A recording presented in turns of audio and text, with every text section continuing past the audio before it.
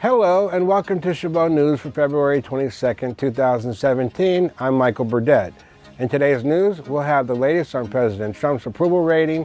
Tim Truji will bring us the news on Incubus's upcoming tour, and Cassandra will tell us about UC Berkeley men's basketball. All that and more on Chabot News.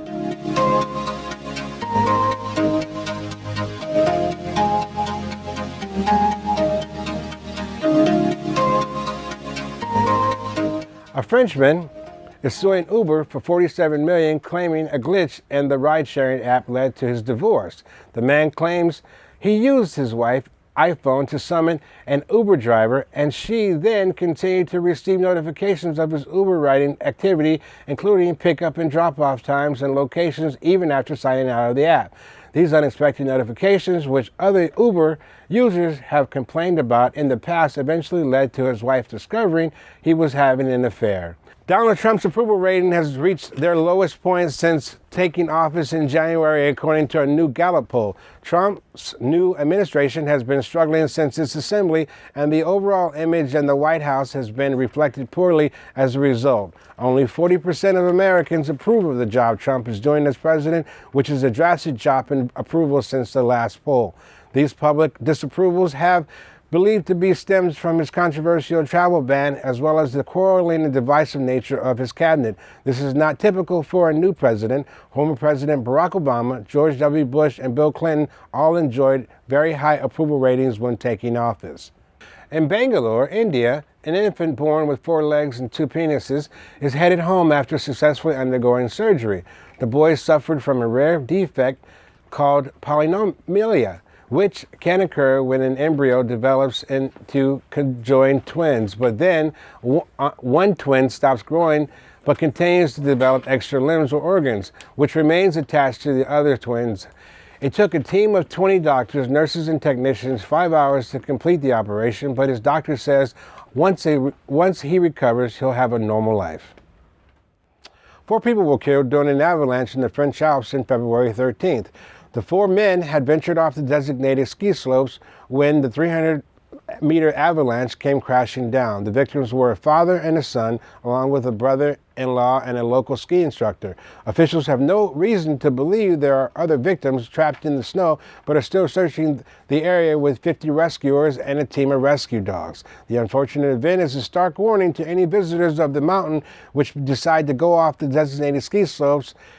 Controlled avalanches are routinely performed at all major ski resorts to ensure safety, but a renegade avalanche may strike at any time without warning outside of the resorts. Now, here's Tim Truji with an entertainment news. Thanks, Michael. Incubus fans rejoice. It's been 6 years since the release of their 2011 album, If Not Now, When? They're finally back with the announcement of their 8th studio album, 8, which releases on April 21st. They have also announced the 8 tour. They'll be on the road with Jimmy Eat World and Judah the Lion. Get your tickets fast. It's a show you wouldn't want to miss. Clyde Stubblefield, the longtime bedrock of Madison music scene, perhaps best known as James Brown's funky drummer, passed away from kidney failure this past weekend. Clyde has brought funk to the mainstream and the forefront of American music.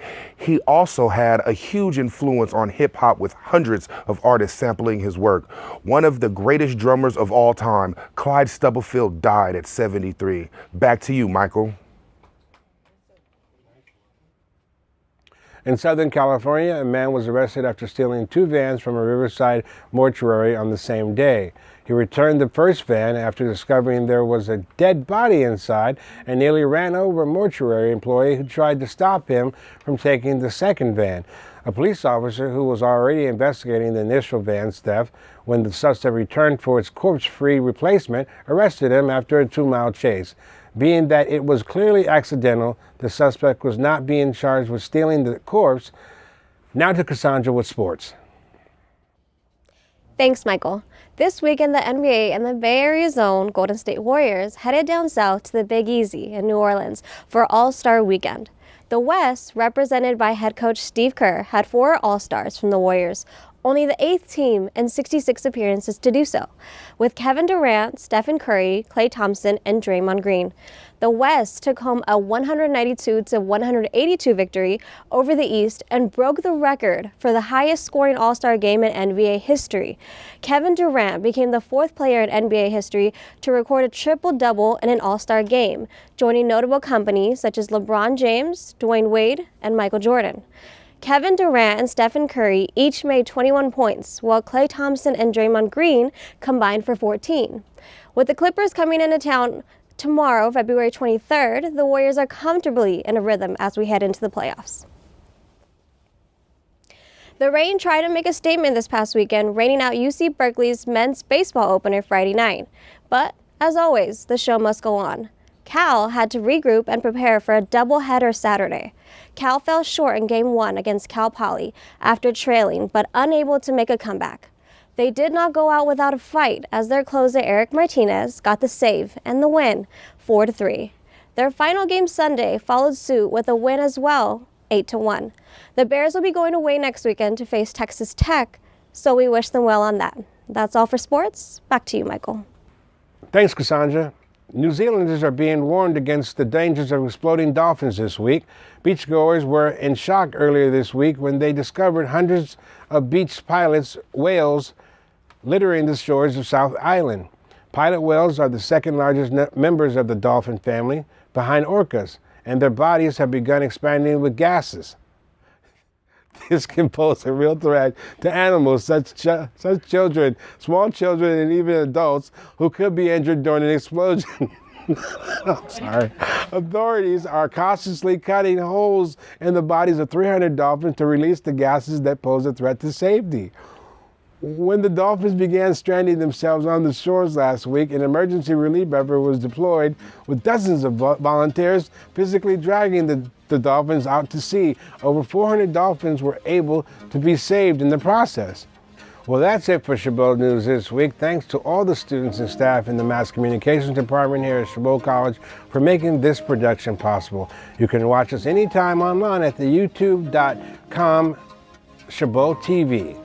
Stay tuned for KCTH Channel 27 for more Chabot TV.